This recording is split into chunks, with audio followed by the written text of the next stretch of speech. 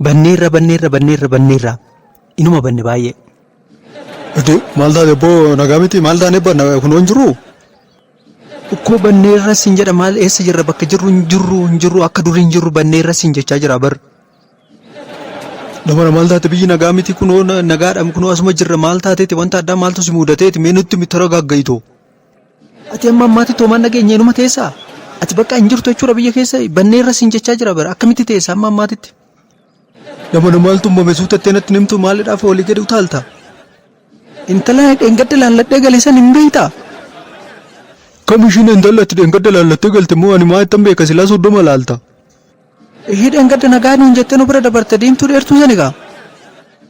Waa'ee ishii maal si galcheeti babbaddaree nama dhirsaa fi daa'ima qabu wajjin maaltu si dhibbisee waa'ee ishii ati babbadda qoy annaa galuu didee bara wannuma ati babbade banneerra jettu. Ati sin beeytamoo akka dhirsaa fi daa'ima qabdanne har'an baraa miti ani fuudhuudhaan karoora qabaa miti. Ishiin qaaqaata heerumte hoo dhirsuma wajjin fuute malee maal gochuun danda'amaa miti amma kanaaf nama raadda jettee waqabaan kaasee ni tara gaaggaye. Qoy ati akkamootti na tuffatte.